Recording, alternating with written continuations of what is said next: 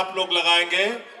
भारत माता की जय। इंकलाब जिंदाबाद। आम आदमी पार्टी जिंदाबाद। अरविंद केजरीवाल जिंदाबाद। मंच पे आसीन थोड़ा थोड़ा पीछे। आज आम आदमी पार्टी परिवार में शामिल होने वाली भारतीय जनता पार्टी की नेत्री, मजबूत नेता नेहा शालिनी दुआ जी, डॉक्टर नीतू शर्मा जी, अशोक प्रधान जी, अभय सिंह जी और आम आदमी पार्टी के जितने भी हमारे साथी हैं, हमारी बहन निर्मला जी जो पार्षद हैं, अशोक पांडे जी पार्षद, और सबका मैं आम आदमी पार्टी के एक एक कार्यकर्ता का हृदय के सतपाल सोलंकी जी, एक एक कार्यकर्ता का जिसका नाम नहीं ले पा रहा हूं सबसे क्षमा चाहता हूं, एक एक कार्यकर्ता का हृदय की गहराइयों से स्वागत करता हूं, अभिनंदन करता हूं। आपने इतनी बड़ी सभा की है, इसके लिए आप सबको बहुत बहुत बधाई देना चाहता हूं। साथियों और दोस्तों,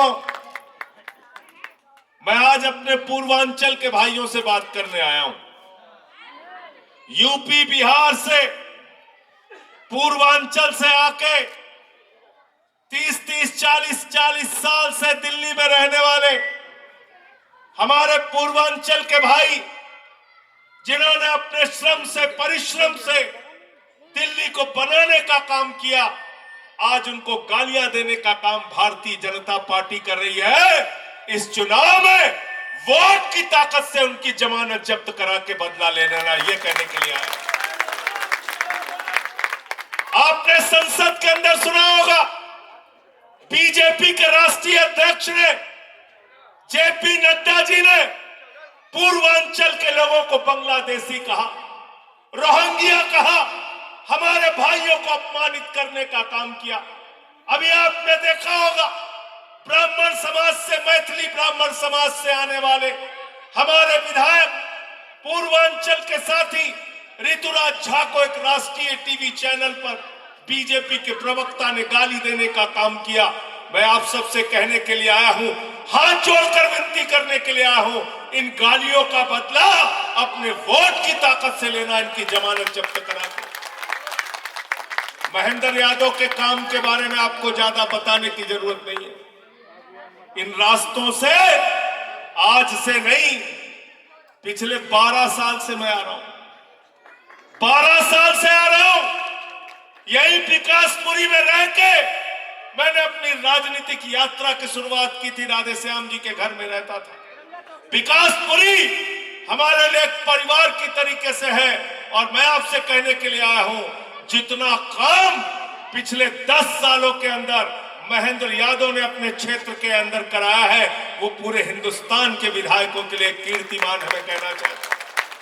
ये सड़कें जिस पर आप चल नहीं सकते थे, इन सड़कों पर पैदल नहीं चल सकते थे, आज मैं 4 व्हीलर गाड़ी लेके आया हूं यहां पर। इसलिए साथियों और दोस्तों, जब अपना वोट देने के लिए जाना तो अरविंद केजरीवाल के काम को याद करके जाना, याद करके जाना। उस शख्स ने जब दिल्ली के मुख्यमंत्री बने केजरीवाल साहब, तो जाते थे सरकारी स्कूलों का दौरा करने के लिए, मकड़ी के जाले लगे रहते थे सरकारी स्कूलों में।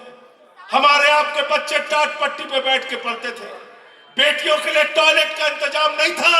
आज उन्हीं सरकारी स्कूलों में एयर कंडीशन कमरे बच्चों की पढ़ाई के लिए अरविंद केजरीवाल और मनीष सिसोदिया ने बनाया। दिल्ली के अंदर जब हम जाते थे झुग्गियों में, लोग हमारा हाथ पकड़ लेते थे, केजरीवाल साहब बिजली का बिल चुकाने के लिए बीबी का गहना गिरवी रखना पड़ा, घर की फ्रिज बेचनी पड़ी, अरे मोटरसाइकिल गिरवी रखनी पड़ी। अरविंद केजरीवाल ने कहा, गरीब के घर में रोशनी तो होनी चाहिए, लेकिन उस रोशनी की कोई कीमत नहीं होनी चाहिए। जीरो बिजली का बिल, जीरो। पानी फ्री किया, माताओं बहनों के लिए बस की यात्रा फ्री की। मुझे याद है, रेड़ी पटरी वाले, रिक्शे वाले, गरीब आदमी, झुग्गियों में रहने वाला हमारा वो आम इंसान जब सुबह उठता था, दिन भर परिश्रम करके 400 रुपए कमाता था, 300 रुपए कमाता था, मजदूरी करता था। सुबह उठता था तो एक बार अपनी बेटी का चेहरा देखता था, फिर अपने जेब की तरफ देखता था, हमारी बिटिया कॉलेज कैसे जाएगी। इस दर्द को अरविंद केजरीवाल ने समझा। उन्होंने कहा माताओं, बहनों और बेटियों के लिए बस की यात्रा पूरी तरीके से फ्री होगी। दिल्ली के अंदर मोहल्ला क्लिनिक बनाया।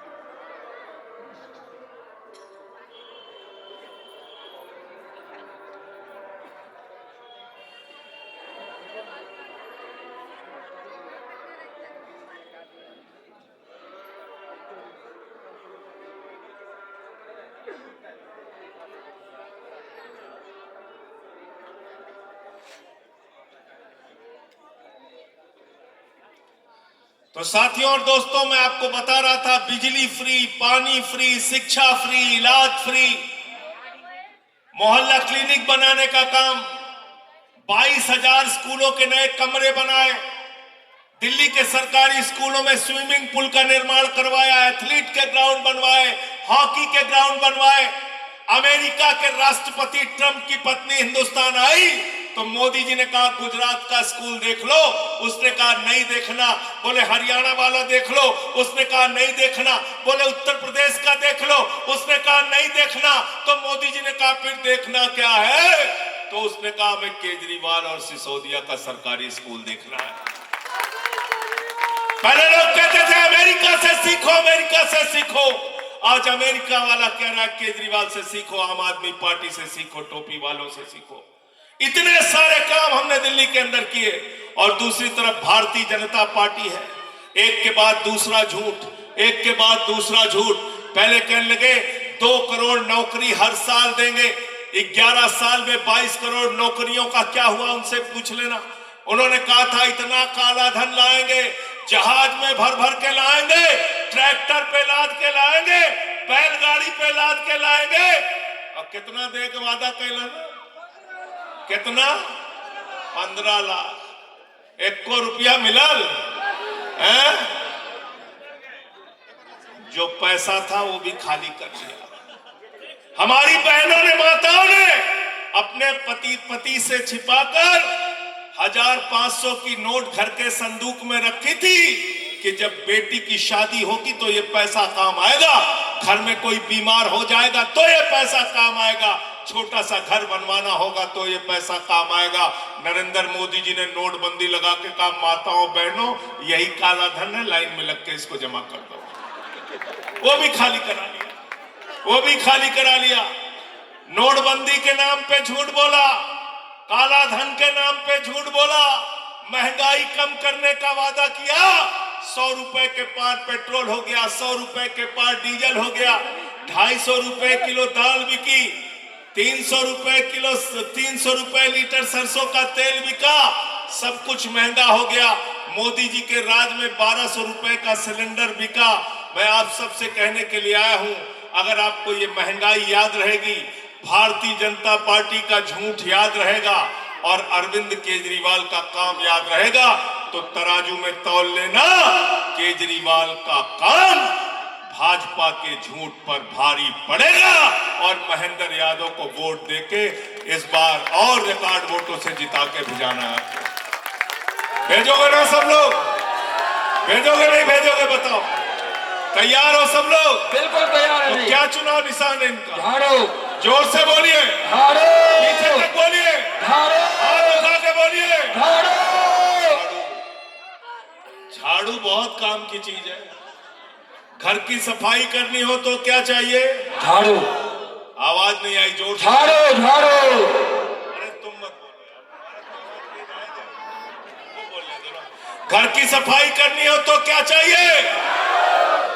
मोहल्ले की सफाई करनी हो तो क्या चाहिए? विकासपुरी की सफाई करनी हो तो क्या चाहिए? और दिल्ली की सफाई करनी हो तो क्या चाहिए? और देश की सफाई करनी हो तो क्या चाहिए? और भाजपाइयों के दिमाग पे जो भूत सवार है, भूत उतारे के बदले क्या चाहिए भाई? क्या चाहिए बताओ हमके? झाड़ू चाहिए ना? झाड़ू चाहिए। 5 फरवरी को झाड़ू मार मार के बीजेपी वालों का भूत उतारने का काम आपको करना है। और मुख्यमंत्री बनने के बाद मैं आपसे कहने के लिए आया हूं, केजरीवाल सिर्फ वादा नहीं करते, गारंटी देते हैं। हमारी माताएं बहनें जो यहां पे बैठी हैं, उनके खाते में 2100 रुपए महिला सम्मान राशि हर महीने आएगी, ये गारंटी देके जा रहे। रजिस्ट्रेशन करा लिया सब लोगों ने? करा लिया ना? नाम दर्ज करा लिया है ना? अगर एक घर में 5 महिलाएं तो 10,500 रुपए हर महीने आएगा। पुजारियों के लिए 18,000 रुपए, ग्रंथियों के लिए 18,000 रुपए और बुजुर्गों के लिए संजीवनी स्कीम, जिनको कभी अपने बच्चे भी छोड़ देते हैं, उनका इलाज नहीं कराते, उनका जिम्मा केजरीवाल जी ने लिया है।